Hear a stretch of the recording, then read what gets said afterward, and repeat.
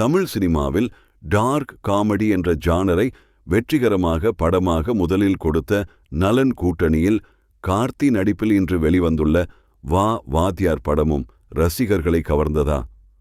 பார்ப்போம். கதைக்களம் ராஜ்கிரண் தீவிர எம்ஜிஆர் ரசிகர்.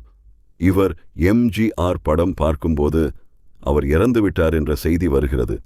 அழுத்துக்கொண்டே அங்கிருந்து வெளியே வர ராஜ்கிரனுக்கு பேரன் பிறக்கிறார். எம்ஜிஆர் இறந்த அந்த நொடியே பேரன் பிறந்ததால் அவர்தான் அடுத்த எம்ஜிஆர், நேர்மையாக வளர வேண்டும் என நினைக்கிறார். முதலில் அவரும் எம்ஜிஆர் மாதிரி வளர, பிறகு ஒரு கட்டத்தில் நம்பியாரை இன்ஸ்பயர் ஆக்கி தவறான வேலைகள் எல்லாம் செய்து போலீஸ் ஆகிறார். பிறகு மஞ்சள் முகம் என்ற ஹாக்கர் கும்பல் அரசாங்கத்திற்கு பெரும் தலைவலியாக அமைய கார்த்தி அவர்களை பிடிக்க முயற்சி செய்ய, அதே நேரத்தில் கார்த்தியின் உண்மை முகம் ராஜ்கிரனுக்கு தெரியவர, பிறகு என்ன ஆனது என்பதே இந்த வா வாத்தியார் படத்தை பற்றிய அலசல். கார்த்தி எந்த ரோல் என்றாலும் அதில் பிட்டாவது அவருடைய ஸ்டைல், அதிலும் கொஞ்சம் நெகட்டிவ் ஷேட்ஸ் இருந்தால் கலக்கிவிடுவார்.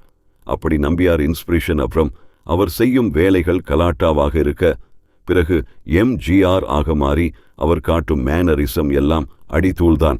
அதிலும் சண்டையில் கூட பெண்களை அடிக்க மாட்டேன் என்று காட்டும் ரியாக்ஷன் போன்றவை கார்த்தி சிக்ஸர் பெர்ஃபார்மன்ஸ் தான். படத்தின் முதல் பாதி கார்த்தி எல்லா கோல்மால் வேலைகள் செய்து தன் தாத்தாவிற்கு தெரியாமல் பணம் சம்பாதிப்பது.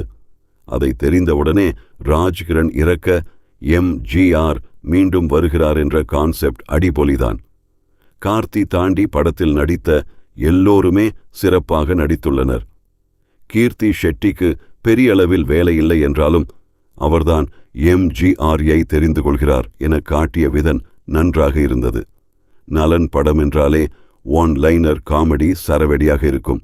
ஆனால் இதில் சீக்வன்ஸாக காமெடி அமைத்துள்ளார். அதிலும் இரவில் எம்ஜிஆர் தவறுகளை தட்டி கேட்கும் இடமெல்லாம் செம கலகலப்பு.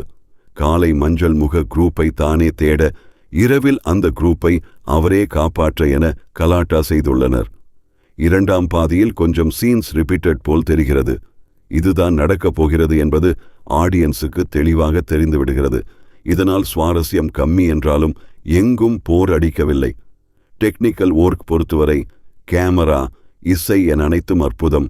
அதிலும் சந்தோஷ் நாராயணன் பின்னணி இசை 60s இசையை இந்த தலைமுறைக்கு ஏற்றவாறு கொடுத்தது. எம்ஜிஆர் பாடல்கள் ரீமிக்ஸ் என அவர் பங்கிற்கு சிக்ஸர் அடித்துள்ளார். கிளாப்ஸ் கதைக்களம், கார்த்தி அசத்தலான நடிப்பு, டெக்னிக்கல் ஒர்க் பல்ப்ஸ்.